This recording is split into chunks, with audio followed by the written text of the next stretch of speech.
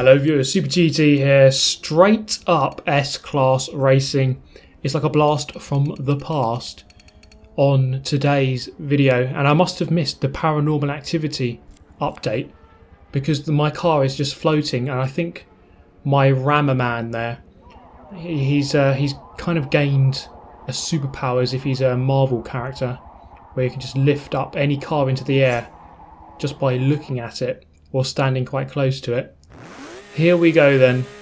What are we going to be greeted by today on Forza Motorsport 7? You probably guess what. Well, we've already seen a glitch. Into the first corner we... well, this is the scene of devastation after 9.97 seconds. As, well, we've got someone upside down, pile up of about 10 cars, half the grid off the track. I'm trying to rejoin. It's an absolute mess, tyres flying everywhere, and I'm grinding off the Lotus to get away in 11th place. So pretty much everything you'd expect to see, a glitch and a massive pile-up, and not much racing, and a silly collision between myself and the Ferrari, and then another silly collision between the Ferrari and the Lotus, and coming through into the next corner. Yeah, just going to kind of barge him out of the way. Going into the corner where I don't know where the corner is. I still don't understand that corner. So this is lap number 2 now. We've skipped a lap. I find myself in 10th. And everyone is, well, just driving more on the grass than they are on the track. Amazing rejoin by the Ferrari. Going up the inside of two of the Loti. Plural for Lotus. I don't know. What the hell happened there? That guy went flying across the scene. And, well, I don't think that message is a polite one. Now, this is lap number 4. It's been a crazy welcome back race. So far, we find ourselves between, or behind, a group of 3 cars. The Lotus GT1, the Saleen S7, and the Ford GT40, 3 of the very best cars in S-Class, as it turns out. And I go try to get past as many of them as I can in the Porsche GT3 RS. I don't think it's the absolute best car in this class, but we can potentially do some damage here. The Saleen not the fastest. I am just about going to get alongside, coming down. He's actually going to lift right off into the right-hander. So silly contact between the Lotus. He's into the tyre wall. He is around. I'm in 6th place, which isn't too bad. Started towards the back. Now we've got to get past Ford GT40. The S7 comes back for a move. Doesn't come off. That's going to slow me down ever so slightly. Coming through the right-hander with unknown track limits. Up the crest, over the hill. The Ford GT40. He's overcooked it. He's off, and I'm up into 5th place, and coming down through the right-hander before the crest. Only a couple of corners remaining, and we do indeed finish 5th place. Not bad. We go to Spa. Now I've gone for the Aston Martin V12 Zagato, one of my very favourites in S-Class. Absolute monster in a straight line, but also decent around a lot of the long corners. Now we have contact with the Ferrari, but we just about managed to get through with no contact of our own. We're coming down the hill. This is where many incidents can occur. Just ask the F1 drivers of 1997. Now coming downhill through Radion and into Eau Rouge. Well, here we go. One of the greatest Moses effects you've ever seen. The man simply knows no limits. He conjures up magic at the best of times. Thank you once again, Moses, for that one. So he's long gone. He died about 2,000 years ago. But he conjures up magic for me still. Amazing stuff. Let's continue the lap here around Spa. It's good to do an actual proper circuit, you know, rather than Top Gear East route in the rain 2,000 times in a row, or VIR, some various configuration of VIR. Looking at the inside of the F40, we got the job done, hitting the apex nicely. Down into 2nd gear, so up into 5th place. We can see a nice group, 2nd to 4th just ahead. The 3rd place not too far ahead of those. So then through the no-name left-hander down towards the long left-hander of Huon. So I actually sat on this corner before when I watched the 2010 F1 Grand Prix. So it's a very, very fast entry to this corner, very fast corner indeed. And down towards the chicane, braking just on the shadow of the gantry that goes overhead. I'm behind the Ferrari F50 now. I'm going to look for a way by. I've got a good exit, so I'm going to pull over to the left hand side of him into the next right. Going to brake a little bit later, which you need to if you're on the outside, and we're going to leave each other space. So actual respect going on in a Forza Motorsport race. I thought I'd never see it, and be on the F40 on the way up to Blanchimont. So that's a successful first lap so far, up into third, and we're going to look to hunt down second and first through Blanchimont. We're going to have to lift off there way too fast. The car clearly not capable of going through that one flat out. It's not quite a Formula 1 car. And then way too late on the brakes into the bus stop chicane at the end of the lap. So that's going to lose me a lot of time. And in a short race, 3-lap race, you do really need to minimise your mistakes. So 1 lap later, through Blanchimont, you can see there, getting done nicely into the bus stop chicane, and again a little bit too late on the brakes. Going to lose a lot more time. Into the last source hairpin for the final lap. Again, too late on the brakes, so clearly not adapting my driving to this car. But this is where Moses comes in once again, the good lad that he is, and the top two are just going to kill themselves basically, and I'm going to go through into the first place spot. So really not a lot of work to be done in many cases, just stay somewhat in the race, and the rest of the guys will just throw it away for you. And well, I'm going to come through. Can I take the bus stop chicane properly for once? Yes, we can. I'm actually going to hit the apex for once. So I suppose 1 out of 3 is better than 0. And on the exit, we're going to win the race. So not a bad result. And the V12 Zagato, really, really pleased to use that car. Really good car indeed. So we move to a quick race in the S7 around Watkins Glen. Well, this is the start. Started on pole position, having a brief look behind. I could stay on the racing line. I don't think that guy was too close. And there we go. That was pretty much all the challenge I received in that one. So it was the first place. So we're going to go to VIR, the full configuration in the dark. So once again, pole position. We're going to let all these guys go and go to the back of the pack. Well, 11th, the guy in 12th, deciding he's had enough and he's not going to bother. So into the first corner, one of the worst first corners in my opinion for Carnage. So straight, immediately back up into 6th place on the back of the F40. It's going to do a cutback manoeuvre on him here, up the inside. And well, I guess he's just blind, he just hasn't seen me there at all. And into the next corner. Are we safe? No, not quite. And yeah, it pretty much confirms that he was blind just by driving into me once again, even though he was a good 100 feet behind before the braking point. Someone off into the tyre wall. There are these advertising hoardings being knocked everywhere, and they are a massive hazard. If you followed me on Twitter, you'd seen that I've actually been murdered by one of them around this section. It kind of hit me and then pushed me into a tyre wall, and that's actually no exaggeration. It did actually murder me. Coming through the left over the crest up towards Oak Tree Corner. Haven't really taken out the best. I was kind of too conscious of this Italian on my inside and gave him too much space, and then I just drove myself off. So then onto the back straight. Now the leader's kind of lagging out, so I'm actually now in 2nd. So plenty of paranormal activity going on since my return to Forza Motorsport 7. Although it is actually very enjoyable to come back and have a couple of races. Haven't played it properly like this in a while. The Corvette is totally overcooked. It is off. So back up into the lead, which it says 2nd, but it's jumping up. I don't know where the leader actually is. I think there's some sort of lag issue or paranormal activity issue. And well, there we go. So that was the race pretty much sewn up on lap 1. So from near enough last to first. So we're going to move to Road America. Another good track. So at least we've had some proper full courses rather than, you know, the shorter configurations or Top Gear or whatever. So Road America, full version, 3 laps, starting from pole. Although the McLaren F1 is going to get punted through into the lead. So he's going to move defensive into the 2nd turn. So this is my chance to go deep on the brakes, braking on the 2 marker. And just run him slightly narrow, give him a car whip from the inside. But we are going to pull away, are we? The Noble M600, very good car in S-Class. Tuned by, of course, thank you, JSR Lee Campbell. Now coming down into turn number 3, trying to spot my braking point, and without that braking line, I think I've done a bloody good job there to hit that apex nicely.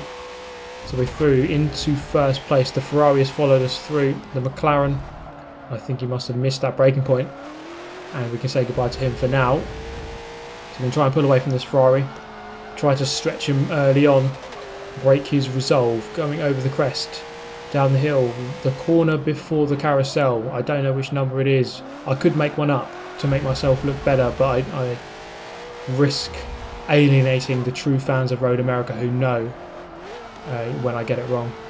So through the carousel, getting on the power, once you see that curb, then powering out towards the fast kink to the right. I think it's a crucial corner, this one. It's very hard to get right, actually. Crucial corner, leads onto another straight, and a very big braking zone, probably one of the biggest on the circuit, and of course therefore a very good overtaking opportunity. So I'm far ahead enough this time around to not have to worry. So just taking a very nice line there. The car really easy to control into the last couple of corners on the circuit, striking early apex on that curve, powering out to the right hand side, back over to the left, brake just after the banner overhead, and into the last corner, use a bit of curve on the exit. And that's a good lap, well done. You see the gap there stretching out. By lap 3 the gap was even bigger, and here's probably the worst thing I did in the race, tried to flip the car and completely failed. And pretty much dominating the timesheet there, 2:06.3 clean, quite a lot quicker than most of the cars in the race, so that Noble very, very good indeed. So we're going to move to the final race of the video. We've had a couple of wins so far, and it's only really the first race that was a bit chaotic. So then Watkins Glen, we just did one race around here in the Saleen. I've gone for the Aston Martin V12 Zagato this time, a little bit cautious, so maybe it is true, Super GT does drive too cautiously. As I go from first down to fourth, they were on my inside, there's nothing I can do really, I can't really just turn into them, and I don't really want to extend the corner. So anyway, we're going to live to fight another day. Down in fourth, we are running the chicane version here, though, so sister Aston Martin blitzed past them easily, although he blitzes back past on the brakes. So we saw in the second race around Spa, the Aston's brakes aren't its strong point, but they're not absolutely awful. So then over the hill down towards the chute corner, turn 6 on the circuit, get on the power as early as we can, let the car pivot mid-turn, and it's kind of the same for toe, which is about to come up. I'm looking up the inside, I've definitely got a power advantage over the other Aston Martin, so I'm going to cover the inside line. He was definitely looking for that cutback. I'm not going to allow that to happen by covering the inside line. So that's up into third place now, up behind a Noble M600, the car we used in the previous race. So getting a nice line through turn 8, the heel of the boot, and getting a really nice run into the next corner, turn 9, up the inside. Once again, let the car rotate in the corner. He's actually punted us slightly in the rear end, but that's a good sign. It kind of shows you that you blocked him off very well. You put yourself exactly where he didn't want you to be, so that's a good sign. So up into second, so good progress despite going down from first to fourth. I suppose, you can only get on with it and just try to reclaim those positions. There's no point in sulking and driving badly, you just got to get back on with it. So trying to hunt down now the Ferrari F50. I sense it's not going to be easy, so through the final sector he's not really I've not really got hugely closer to him.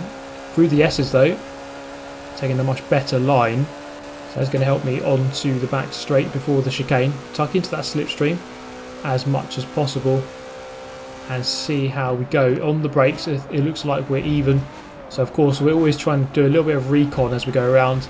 It looks like our brakes are fairly even, so I know that should a situation come up later our brakes are about the same. So that is useful information to know. Into this one, I say our brakes are the same and I'll go and punt him in the rear end. That's only going to bring the Noble back into the battle. We did have a bit of a gap over him. Still on the inside though, into the toe corner, and I'm going to keep second place. So it's kind of as you were before a couple of corners ago. So a bit of a clumsy collision there, but I think he did brake a little bit earlier than he probably should have done. There's a drain pipe on the right hand side going into turn 6, and that is normally a very, very reliable braking point, and I'll kind of point it out to you on the next lap. So then into turn 9, you kind of really throw it into this corner, let the car pivot mid-turn and then accelerate out. So the car very, very eager to spin the wheels up, so of course having to be really careful without the traction control assist on for these races. Into the final corner of the lap, so this is going to mark halfway into the race. I think I'm on the front foot, but it's never easy really to pass someone who's a tiny bit slower than you. It's not always easy unless you've really got a massive advantage on one part of the track, like top end or something. It's not always easy. I do think he has superior acceleration in sort of the mid-range. So coming out of the corners, the medium speed corners, he is pulling away slightly. So this run through here onto the back straight. So it looked like we're fairly even, pretty much even actually. I'm going to look to the inside, make him kind of think twice. Trying to make him go defensive when he shouldn't. Try and force him into an error that he shouldn't really be making, and make my life a lot easier. So, I mean, if he drives perfectly, then it's going to be really hard for me. I kind of have to pull off some amazing move. There is the drain pipe just on the right hand side. You might have just spotted that, braking alongside. I think he did brake a little bit later this time around. So then through turn 6 up towards the toe corner, braking on about 200 board. My voice is disappearing as we go into the toe corner on the exit. So I went in deep there deliberately, trying to get a better exit. But you see, just kind of pulls away just slightly in that mid-range between just over 100 miles an hour to about 150. Kind of just pulls away in that little range there, and I can't really do any damage to him going into the next corner. So I might have to get creative here to get past him. So that is turn 9 negotiated, just 2 more left on the circuit before we begin the final revolution of 4. So that's the second to last corner, getting a lot closer. I think the overall downforce of this car is very good, although I don't think he's driving perfectly. Getting as close as you would like without contact on the apex of the 11th turn and the final turn. And there it is, crossing the line to begin lap 4 of 4. Braking on the 300 board into the first corner, just grazed the curb. And you can go a little bit wide here. As long as you've got 2 wheels on the red and yellow curb, then you are still technically clean by the game standards. Coming through the S's, turn 2 and 3 on the track, he perhaps accelerated a little bit too early. That's going to give me a chance now on the back straight. Which side is he going to go? He's going to commit to the left hand side, so I should really have this position, but no, he's braked just a tiny bit later, but a bit too late, and I'm going to go through on the exit. So there's the mistake that I was looking for. So in this occasion I didn't really have to force the move, I just had to force him to make a mistake, and then I could make the most of that on the exit instead. So now the race has shifted, I've got to defend or just keep my cool. I think I do have the better measure of him, but I just got to make sure I don't make a mistake. It can be very easy, of course ABS off and TCS off crucially. On the exits of the corners the car can oversteer very easily, so you do have to be very patient, especially through that kind of corner there. A couple of corners remaining, in fact only 4 more, turns 8 to 11. Braking on the 200 board, let the car go in, off the throttle, let the car rotate, and on the exit we pull away. So he's running out of corners to try to do anything. This is a good opportunity here, it's probably the best one, unless I make a mistake. Through the final 2 corners, just drive wide of that cone, sometimes they can mess you up slightly. So that's the second to last corner negotiated, 1 more remaining, and I will have won the race. In fact, looking behind now, looking at the distance board, yeah, the gap has opened up. I think he's pushed a little bit too hard there to try to win the race, and it's going to be a first. So yeah, it was actually a very successful lobby in the end. I did use some very good cars, although not quite on the level of the Lotus GT1 or maybe the Ford GT40, but still a couple of very good cars. The V12 Zagato, one of my favourites. The Noble, very good. The Mclaren F1 GT, very good. Porsche GT3 RS, not as good, but still a solid contender in S-Class. I do hope you enjoyed it as always, guys. Let me know your thoughts. It's good to get back into the sort of the classic Super GT, you know, just some standard Hopper Forza content. But there we go. Thank you very much for watching as always. Do subscribe for more, and as always, hit the like button if you enjoyed. Always helps me out. Many thanks for watching. I shall see you next time. Goodbye.